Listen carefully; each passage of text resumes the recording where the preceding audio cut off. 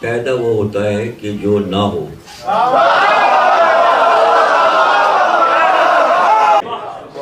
یہ بھی نظریہ غلط ہے کہ اللہ نے ان کو خلق کیا.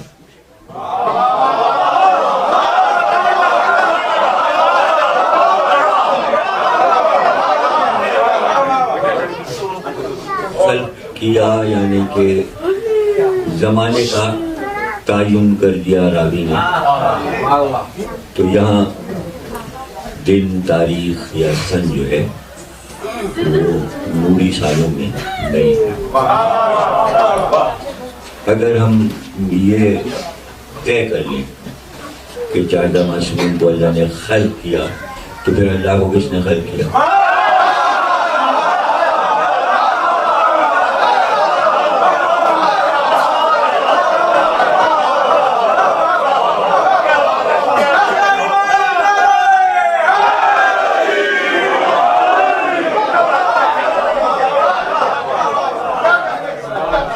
دو چیزیں ہوتی ہیں کہ جہاں لازم ملزوم ہو، یعنی باپ کیسے بنے گا جب تک بیٹا نہیں. اسی طرح عبد اور معبود، جب تک عبد نہیں ہوگا معبود نہیں ہوگا. تو یہ طے ہے کہ جس طرح مولا سے پوچھا گیا کہ رب اللہ کب سے ہے، تو آپ نے فرمایا کہ کب نہیں تھا جو میں بتاؤں. اگر وہ اللہ ہے تو کس نے کہا کہ یہ اللہ ہے؟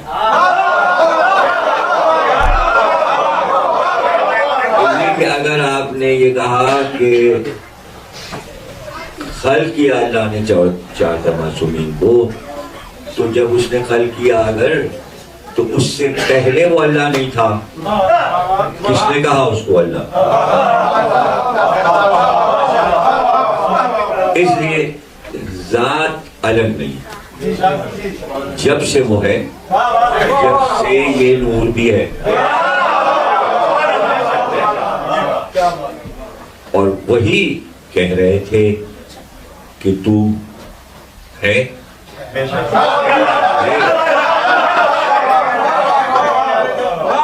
اور وہ کہہ رہا تھا تم ہو.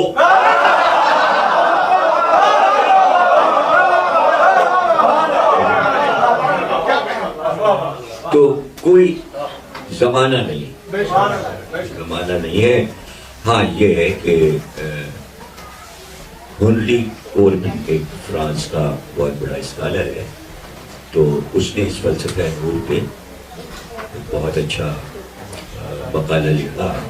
فرینچ زبان میں اس کا ترجمہ انگریزی میں ہوا، میں نے اس کا اردو میں بھی ترجمہ کروایا. تو اس نے یہ کہا کہ یہ ایسا نہیں ہے کہ کوئی کائنات اندھیری تھی اور اس میں نور کا نور ہوا، اندھیرے سے نور نکلا. کہ اس نے کہا میں چھپا ہوا خزانہ تھا، میں نے چاہا کہ میں پہچانا جاؤں. تو اندھیرے میں نور طلوع نہیں ہوا، بلکہ وہ کہتا ہے کہ نور کے دو رنگ تھے. ایک نور چھایا ہوا تھا، وہ روپہلا یعنی چاندی کا رنگ تھا. چاندی کے رنگ سے اچانک سنہرا رنگ طلوع ہوا، روشنی سے روشنی پھوٹی.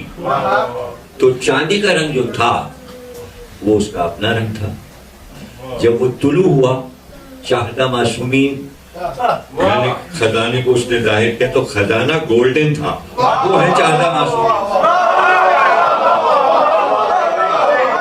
یعنی کائنات جو ہے وہ گولڈ ہو گیا، گولڈ سنہرا ہو گیا. تو اب یہ دو رنگ آپ دیکھ سکتے ہیں کہ ایک سورج کا رنگ ہے اور ایک چاند کا رنگ ہے، ایک روپہلا ہے اور ایک سنہرا ہے. تو یہ سنہرا رنگ جو ہے وہ طلوع ہوا چاردہ معصومین کی شکل میں، جس کو اس نے کہا گویا کہ اس نے خزانہ لوٹا دیا. تو پہچان ہوئی کہ نور سے نور ظاہر ہوا، اندھیرے سے نور نہیں نکلا.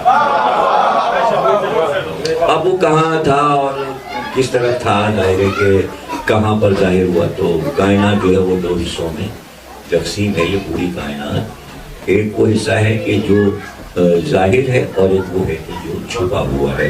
جو چھپا ہوا ہے اس کو عالم ہو کہتے ہیں، اور عالم ہو اور اس کائنات کے درمیان میں پردہ ہے. اور جب وہ دو کمانیں ملتی ہیں تو جو آپ پلیٹ دیکھتے ہیں، تشتری دیکھتے ہیں، تو اگر بیچ میں لکیر پھیل جاتی ہے تو ایک کمان ادھر ہو جاتی ہے، ایک کمان ادھر ہو جاتی ہے، یعنی دائرے دو کمان سے دائرے بنتے ہیں.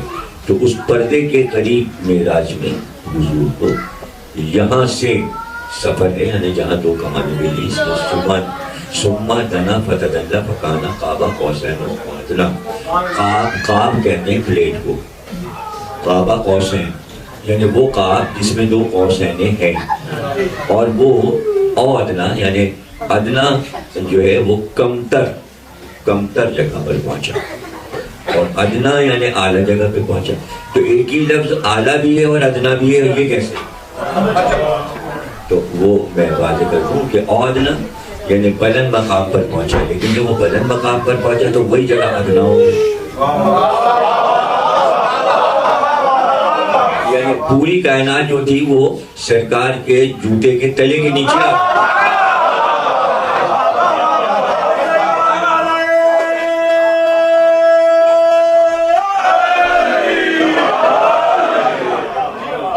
تو وہ پردہ کیا تھا؟ صرف سرکار کو یہ دکھانا تھا کہ یہ پردہ جو ہے اس کے پیچھے عالم ہو، اور عالم ہو وہ ہے کہ جہاں پر آپ سمجھیے کہ بیت معمور تھا.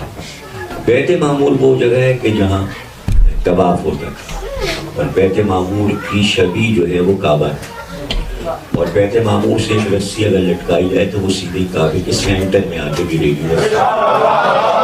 بیت معمور وہ جگہ ہے کہ جس میں اللہ نے جناب سیدہ کے نور کو پوشیدہ رکھا ہے، اور یہی نور سرکار کو عطا،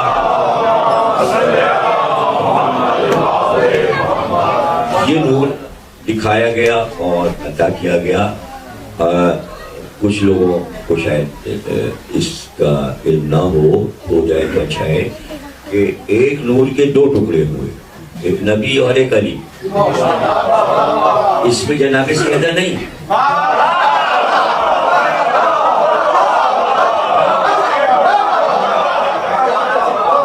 وہ راز الہی ہیں.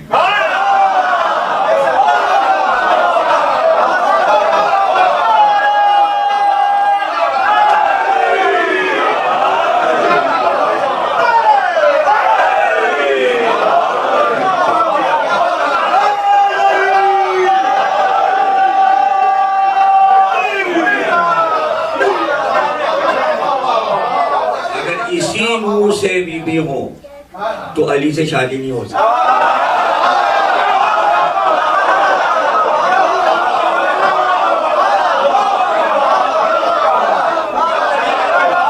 تو یہ نور پیغمبر کو عطا کیا اللہ شب معراج. تو ایک گھر اس کا وہاں تھا اور ایک گھر اس نے یہاں بنایا، اور شادی اس طرح ہو کہ اللہ کے گھر سے گھر تک کی شادی ہو.